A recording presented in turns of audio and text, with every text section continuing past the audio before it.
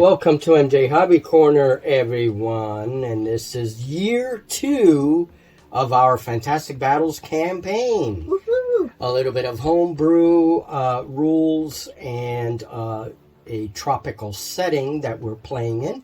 This is a Lizardman versus the River Alliance, which is a conglomerate of different tropical peoples, elves and humans and dwarves and a bunch of other peoples there, those funny little river people. And of course, the river people are controlled by Julie. Hi, Julie. Hello, everybody. You ready?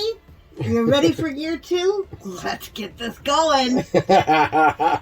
Well, Julie's very enthusiastic this year.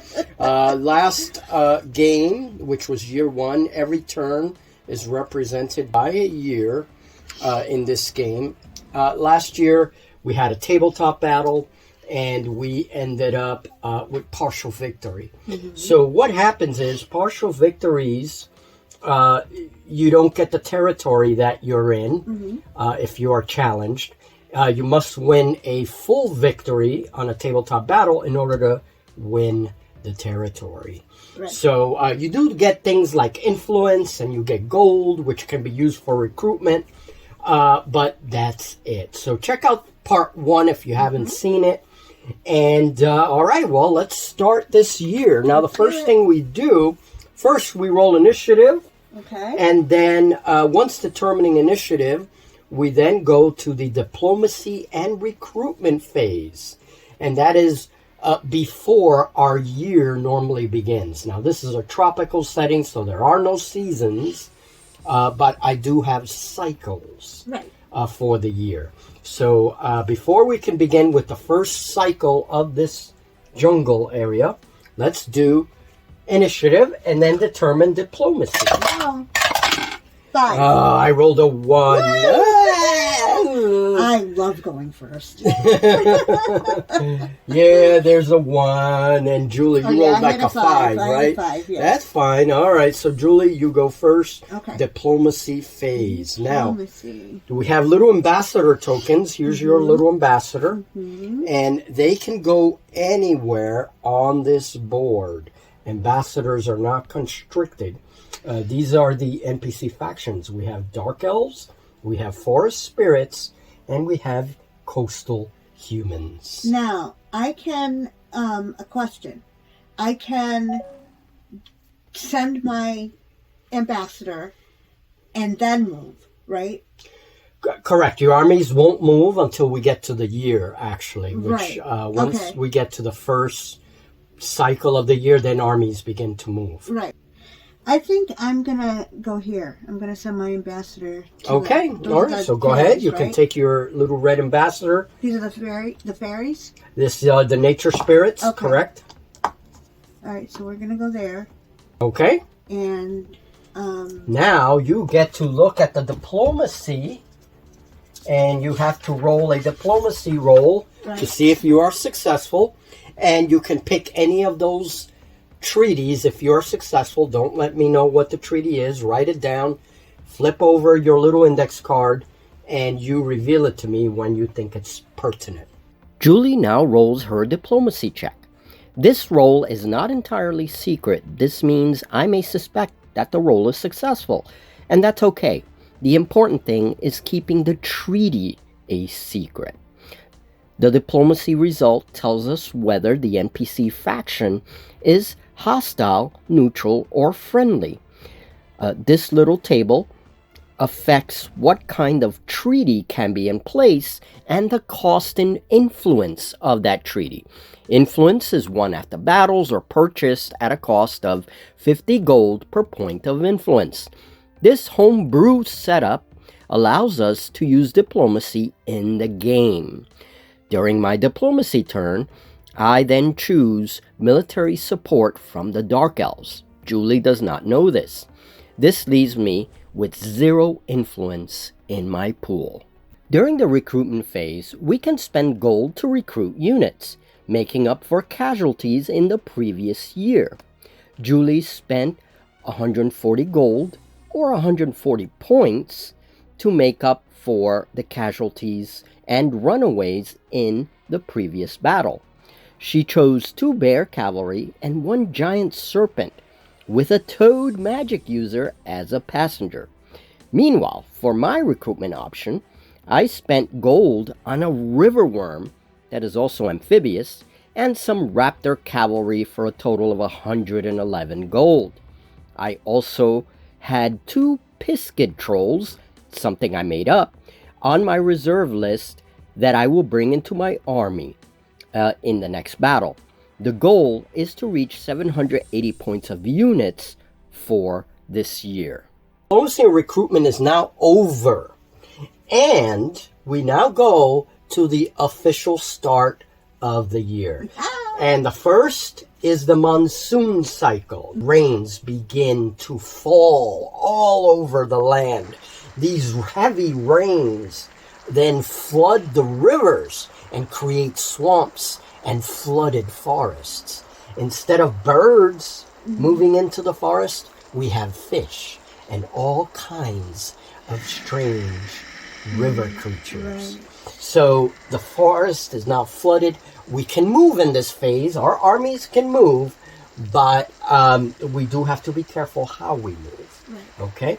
Any battles that take place will be river battles or swamp battles. In the monsoon. In the monsoon period only. So we have to remember that. All right.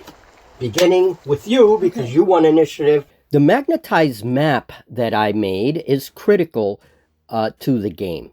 We follow the campaign rules in the Fantastic Battles book with some differences. We mark territories gained with magnetized colored gems.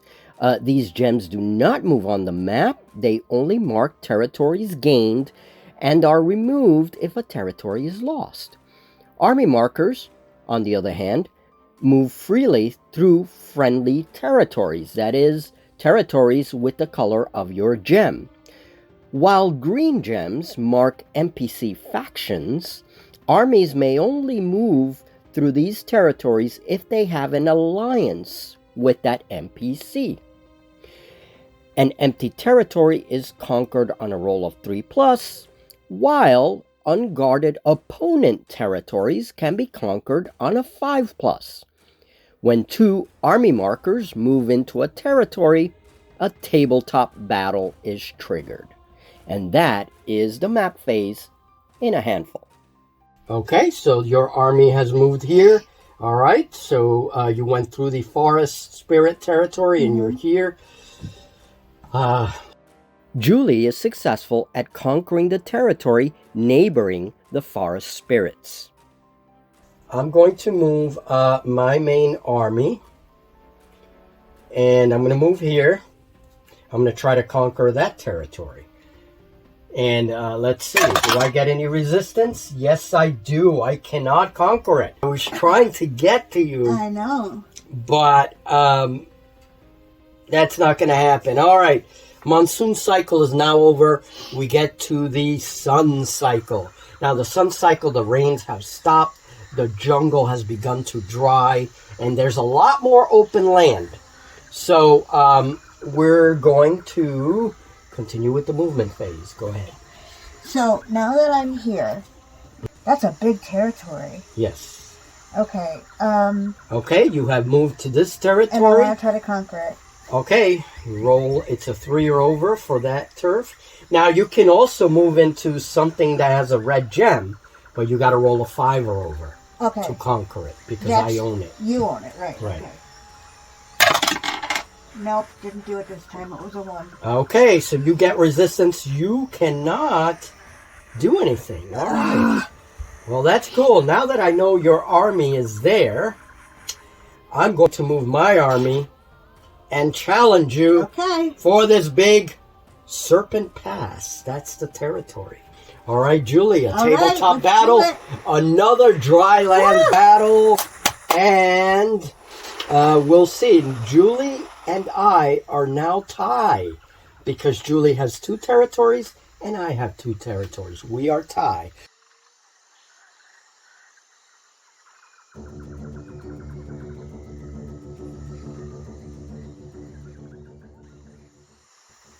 All right, here is the table. It has a river on one side here, and there's a beached canoe. We have some giant mushrooms all the way down there. And then here is the open field. We have a hill in the middle of the table, and we have jungle on that side of the table. So Julie's side is all set up. But we don't know if that's the actual deployment because we have to roll mishaps. Right. So we will see if these guys end up where they are right now. And basically the objective is going to be very simple. On this hill, Julie's the defender. So these little fields here with the dice, each of them have 3 resolve. Each of these fields can be destroyed by an opponent. So like if I take my archers, I can shoot at them, or with my melee units, I can attack them and destroy them. Once I destroy them, that's pretty much it. That wins me a full victory. There's no partial victory in this scenario. I either have to destroy them in 5 rounds or not. That's it. I only have 5 rounds to destroy them both. Now, there is an objective marker here. Whoever controls that objective marker, that is no enemy units within 3 base widths, basically rolls on the artifact table at the end of the game. They get an artifact. Julie, do you have any questions? No, I don't have any right now.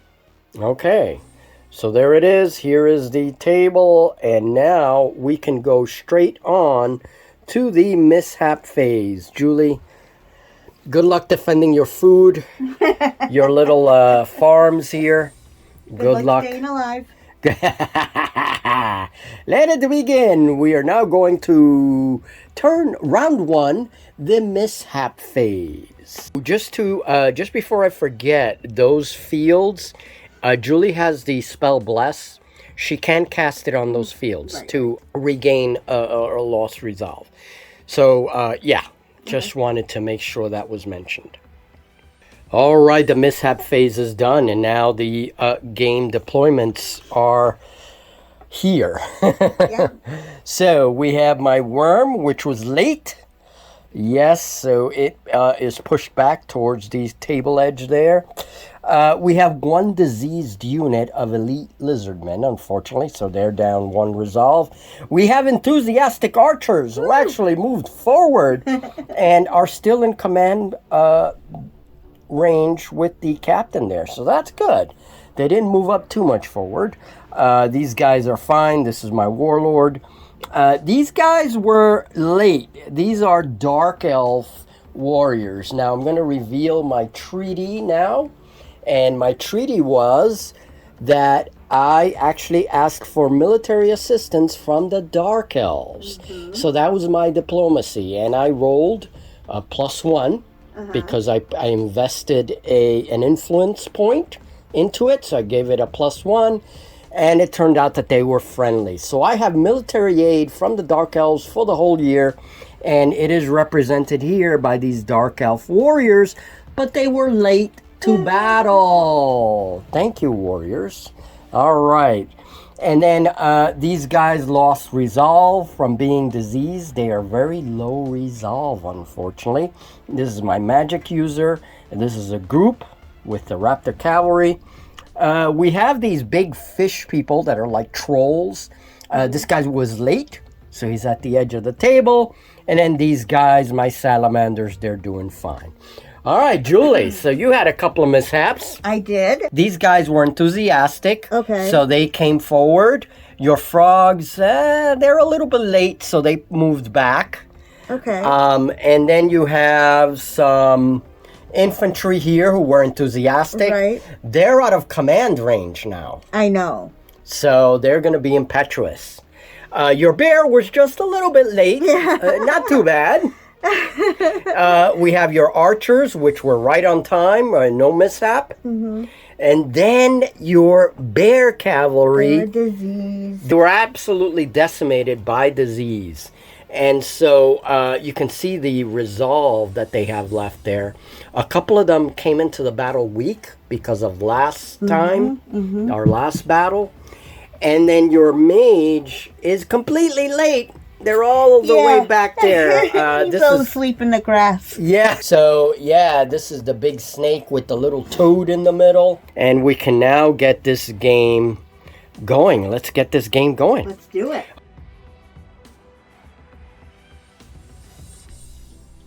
Shaky, shaky the bag. All right, all of our characters' gems are in the bag, including an impetuous gem. First gem we pull out has to go to impetuous units, and it's a blue gem. So, Julie, it goes to you, and you have to give it to your this one is impetuous right? unit. Correct. Okay, I think that's the only. All right. No, yeah. Yep, that's the only unit you had, impetuous. They have to roll on a table. Yes. And see what happens. So you roll a d6. Go ahead. +1. And they get +1 because they are reliable. Right. 5 + 1 is 6. 5 + 1 is 6. In your name! Oh. Treat the unit as though it is within command range. It may make a controlled action. Woo! Those elf infantrymen don't care if they have leaders or not. Okay. Julie, you can do with them as you will. They are going to move forward. Move forward, and how? They move 2 base widths. So. Okay, perfect. All right, so they have moved forward. You can move them a little bit up. Yep, there you go. Perfect. All right, and that covers all impetuous units. I'm just going to measure. Make sure my guys, there's nobody impetuous. I don't think so, but I'll check it out. Now that all impetuous units have been taken care of, we move to the action phase. Going to the marvelous little bag. What will I pull out? Another blue gem for Julie. Now she gives that gem to a character, which is one of her captains, her rogue, or her magic user, or her warlord. I'm going to give it to my magic user. Correct? We are going to cast Prophecy. Prophecy! What do we have? A 3 and a 1. 3 and a 1. Those are her prophecy dice. Yes, okay. There we go. All right. Well, we got to pull another gem from the bag. Let's see. This is the first round. Let's see. And it's another blue. Oh, my goodness. Goes to another character.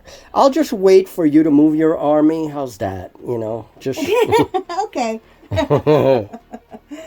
Let's see. I'm going to give it to her, my dragon. Your warlord. My warlord. Mage lord. Yeah, mage lord, correct. So they move how far? They have flying. Yeah. Dragon mount moves 6. Yeah. That's You were correct.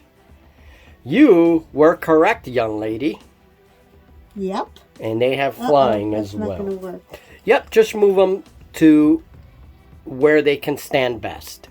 Okay, so her mage lord has moved to defend the food source there. I don't have range of anybody, right? I don't think so. No, it's still too. Yeah, shooting is normally first, but we went to the action phase directly because we had no range shooting. But the shooting for him would be a spell. Correct, So but still, it happens during. it's still too far away. Too far away. Gotcha. Correct. Okay, that's fine. Then I'm done. Okay, so now going to the bag again. All right, we'll just summarize round 1. All right, so next gem out of the bag is going to be for my warlord. I already moved this side of the army. My right flank has already moved forward.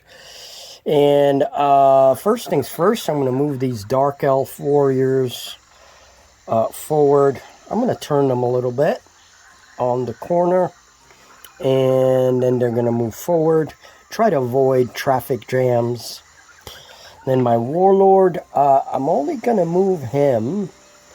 You know what? He's not going to move. I'm going to order this troll-like dude to move forward. He's still in command range. My warlord has 3 base width command range. Yep. And then this is a little captain. So, okay, let's see what's in the bag.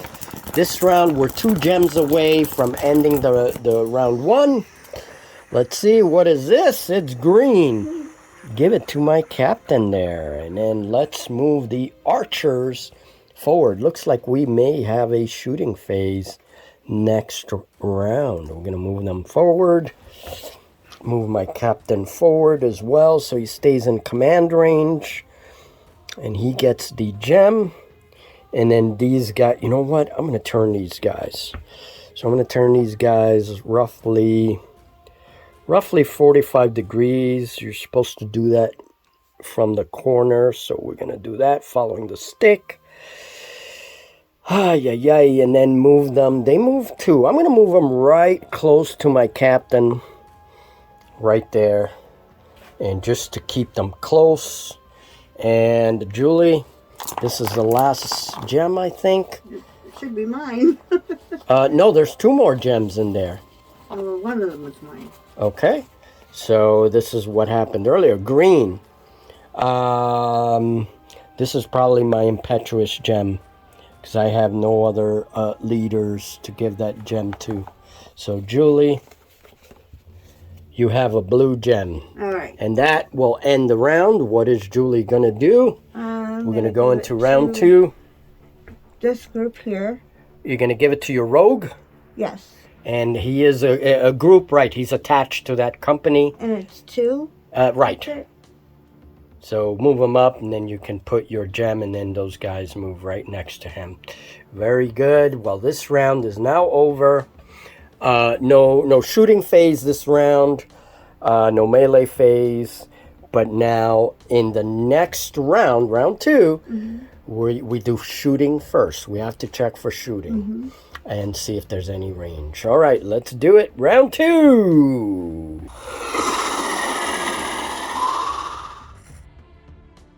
All right, we're at round 2, and this is the shooting phase. So looking around my army, these are my only ranged units here, aside from my magic user.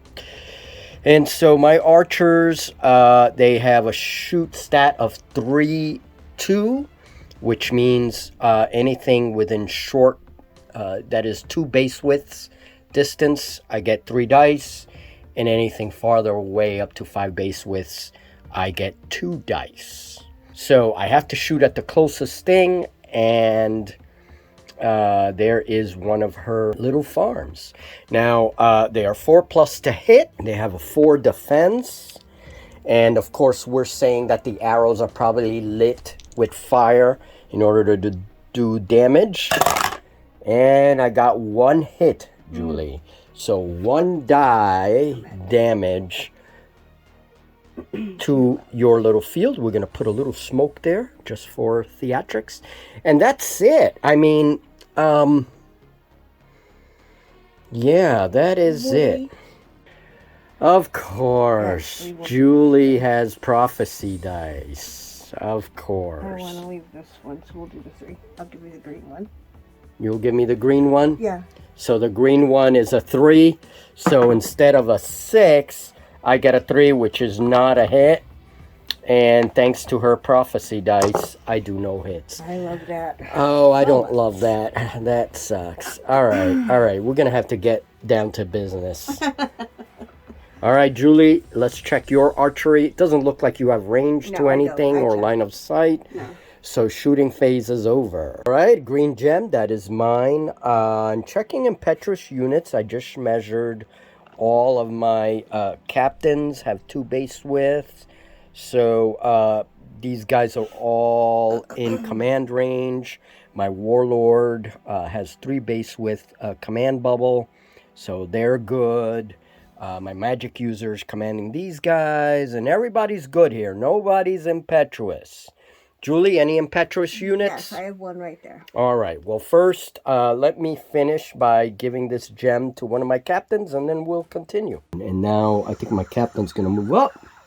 And this guy has his little 3 resolve damage because they're diseased. He has 3 resolve, I mean. That's what I meant. Okay. All right. Well, that ends my turn. All right. Let's go to the bag and see what happens. It is a green gem. All right, I think I'm gonna push my magic user forward. They had switched formation last round, and I'm gonna push them. They go what? How many? How many, Julie? Move 5. They gonna move 5. So, sorry, bad Raptor sounds. Okay, and they're just gonna all move forward in column formation. And put my gem there. Okay. That was one that I found over here. Oh, okay. We got to put this back in the bag. Yeah. All right. Moving with the activation phase. And Julie will have to do impetuous units. Yeah. All right. And I did forget. Oops. I had an impetuous worm. Sorry, Julie. All right. So I was supposed to give that worm the first gem. That's always the rule. So I'll just give him this gem and we'll roll on the table. Okay, and I got a 6 in your name. So now, is it unreliable? Oh, it is. So it is a 5. Oh, wait a minute. Uh-oh. Let's see. 6 minus 1 is a 5. No, we're good. We're good. 6 minus 1 is a 5, so we're still good. Let's move the worm. It goes in your name, so it moves as if it had command. Oh, man, and still impetuous. I'm going to have to fix that. Uh-oh. Okay, now let's go to the bag. Maybe Julie will have a turn. My whole army has moved forward. I get to join in at some point. You'll get to play at some point. No worries. Blue, Julie. I have an impetuous unit that I have to Correct. put on. I have to roll on the table. Because you're doing it correctly. They're reliable, right? So they get a +1. So 3. A 3? Mm-hmm. Over there! Oh. Wheels to face the nearest enemy unit and charges forward. So whatever your full move is. Yep. So they're just going to move forward over there, they say. And they get more impetuous. Yeah. All right. This round is moving quickly. Julie's using her final gem. Final gem. It looks like it's her final gem. All right, so you're moving your... That's one of your froggies. Oh, your frog company. Frog companies. Yes.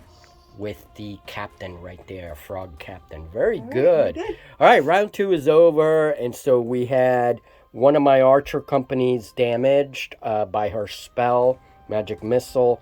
These guys will be impetuous next turn. But they're right close. Maybe they'll do a charge. You could get lucky. Here is my warlord who moved forwards with the dark elves.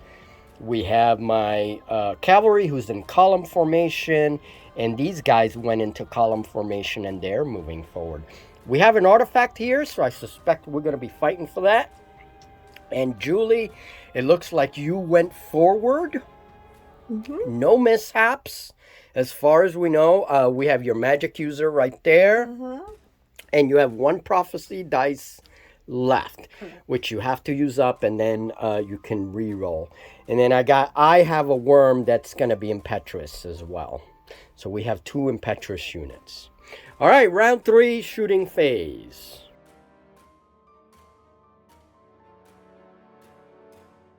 All right, so I got range to her warlord, base corner to base corner. Your defense is 6. I get 3 dice because it's within 2 base widths.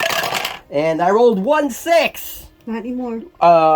What? Oh, that's right, the freaking prophecy dice. Mm-hmm. Oh, man. So she replaces that 6 with a 1. That was my only hit. Oh, I hate that. All right. Well, guess what? Because they're shooting at you again. Different right guys. There. Yep, different guys. I don't have anything 3 else. more. All right, so there you go. There's your die. And they have 3 die. So going to the dice roller. No! What a sucky shooting phase. Oh, man. I don't think you have range to anything, do you? I don't. No. All right, so we're going to go straight into the impetuous units. I have one here, and you have one. And two. And two, right. So you have two, I have one. I'll check around and make sure. Rolling on the impetuous table. 4. A 4. Okay, hold on. Are they have no penalties, no nothing. Right. So in your name, may make a committed action. So, you could charge into me. That's what we're and they charge. Combat. Him. Okay, so your magic user. And by the way, Julie has already covered all her impetuous units. The other impetuous unit stays right there. It doesn't move. And then when it's my turn, my impetuous gem will cover that one. All right. So he is going to cast prophecy. Of course, prophecy. A 5 and a 3. Prophecy dice. There we go. And now, moving. Julie, you want to stick your hand in there? I don't know. 3 green. I get it. Yay. Oh, man. All right. I got to give it to the impetuous. That's right. You got to remind me. I forget. So this is going to be my impetuous gem, and I don't have any other impetuous unit. So let me roll.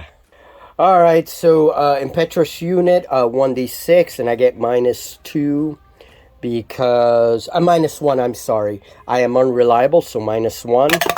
So, a 1! No freaking way. That's like a -1.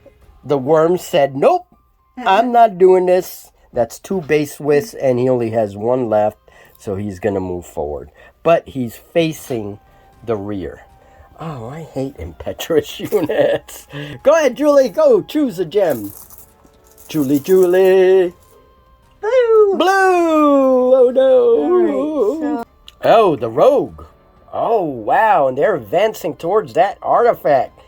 Oh, boy. Oh, boy. Let's see. Oh, yeah. You're almost there. Almost there. Oh, we're going to be fighting for that. We're going to be fighting for that. Okay. And I stick my hand in the pouch, not knowing what I will pull out. A green gem.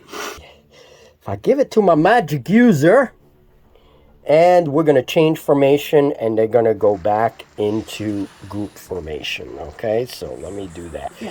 We do have a melee combat to fight here in the round.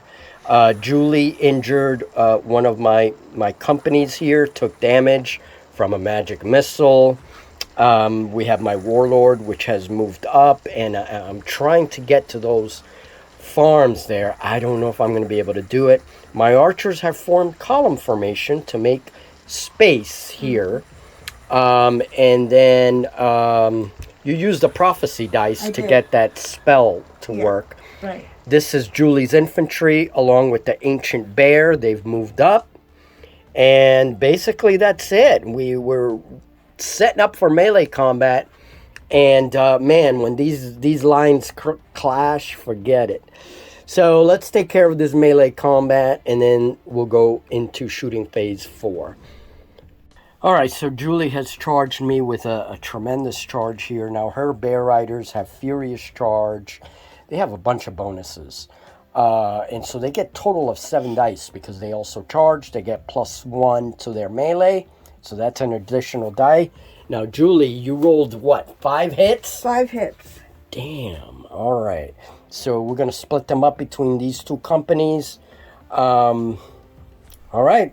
All right. So the melee phase is over. Julie hit me. She did 5 damage. There's no other melee phase, so we can just take these out. These guys are gone. They have 5 resolve per company. And then these guys took, what was it, 1 damage? 1. So what's their resolve? Well, what they have right now, that's what they have right now left. Yeah, so, yeah, that's right. So this one only had 2 resolves, so it has 1 resolve left. Right. Okay, and then that's that. So first casualty goes to me. All right, that ends round 3. Round 4. So very quickly, just to clarify, a couple of these units were weakened from the last game. They came into this battle already weak, and then the group became diseased, which means they lost more resolve. They normally have 4 resolve, but a couple of these are weaker due to that. Now, very important, this is one company. These 2 bases we're treating as one company. This is another company. So this whole thing is a group of 2 companies, and they attacked my companies, which were separate. They were not grouped. So that's very important. And in the future, I am going to fix these bases a little bit so that they match more. In this game, that's very important. You want to have the frontal length match as best as possible. And what's going to happen here, this company is now free because there was a company here that was eliminated. And being that this company is free, it can lend support to this company unless I attack it somehow.